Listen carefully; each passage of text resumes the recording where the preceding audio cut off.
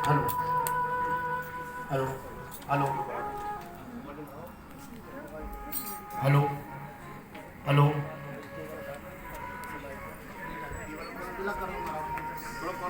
Hello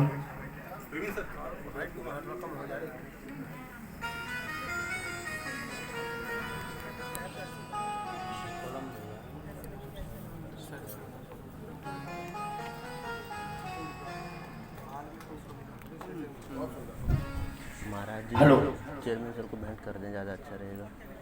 ये जो है ना मेरे को दिया ना तो वो कोई बात और देखिए आप बोल देना है ना, मैं उठा के दे दूँगा। हमारे राजेश गुप्ता जी, शबनम गुप्ता जी,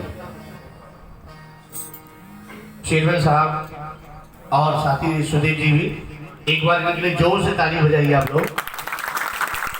शिक्षा मार्ग ज्ञान मार्ग है और ज्ञान मार्ग एक प्रकाश मार्ग है। नवरात्रि का पावन पर्व है। ये हनुमान जी की बहुत बड़ी कृपा है मेरे पर भी, जो आप सभी महान मूर्तियों के भी दर्शन हो रहे हैं। एक बार हमारे प्रांगण में बैठे सभी भक्तों के लिए जोर से ताली बजाइए आप लोग।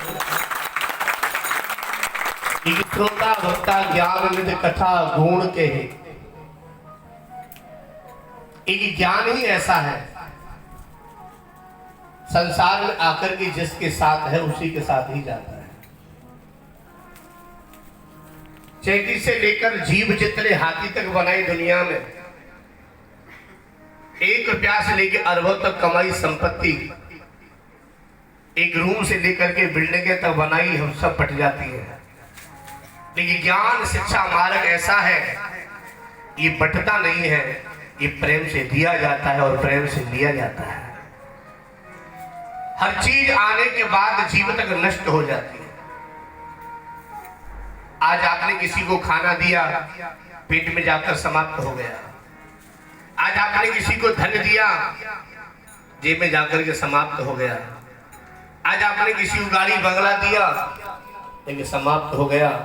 लेकिन अगर आपने आपको किसी को ज्ञान दिया तो ज्ञान उसके मरते दम तक चला। और चारों युगों में हनुमान जी कोई बहुत बड़ी परम शक्ति नहीं थी और शक्ति से कम भी नहीं थी। ये हनुमान जी ने अपने आप को क्यों श्रेष्ठ बनाया? क्योंकि श्रेष्ठ बनने के लिए जीवन में झुकना भी बहुत जरूरी है। हमें अगर एक पद मिलता है तो अनेकों पदों में हमें अहम आता है। हनुमान जी बल बुद्धि के दाता, संकट कटे मिटे सब पीरा, जो सुमिरत हनुमत बलवीरा, भूत पिशाच निकट नहीं आवे, महावीर जब।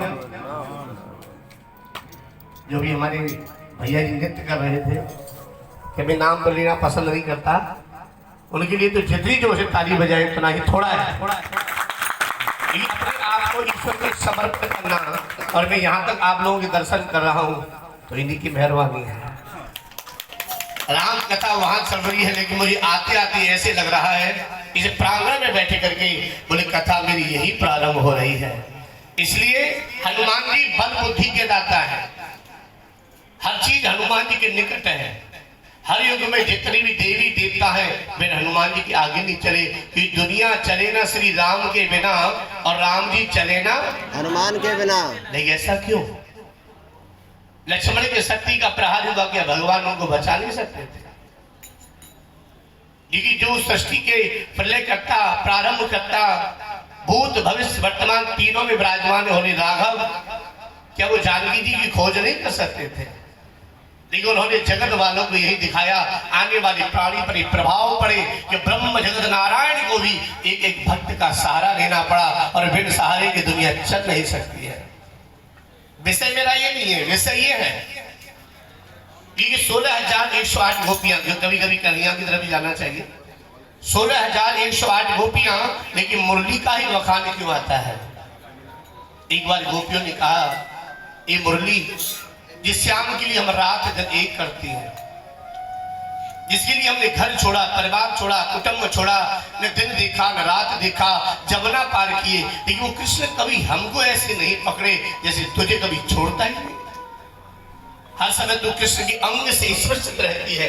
तो मुरली ने कहा बोले कृष्ण मेरे को क्यों नहीं दूर करता? उसका कारण है, बोले जितनी कष्ट मैंने झेले हैं, जितनी प्रॉब्लम मैंने झेली तुम झेल नहीं पाओगे, क्योंकि तुम अपनी विपत्ति श्याम को सुनाती हो।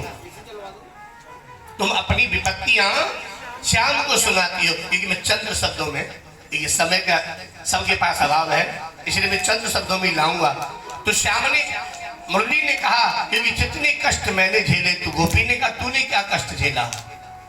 बोले पहले मुझे काटा गया, मेरे घर खानदान से दूर किया गया। ये मुरली बांस की है ना। पहले मुझे काटा गया, मेरे घर से दूर किया गया, कि हम घर से 24 घंटे दूर नहीं रह सकते, लेकिन मैंने सारा जीवन समर्पण किया। मेरी गांठ गांठ छेदी गई। छेदने का मतलब छिद्र बनाए, है ना। लेकिन फिर भी मैंने दर्द सहन किया। लेकिन आप श्याम को अपनी सुनाती हो और मैं श्याम की व्यथा सारी दुनिया को सुनाती हूँ, इसलिए श्याम मुझे छोड़।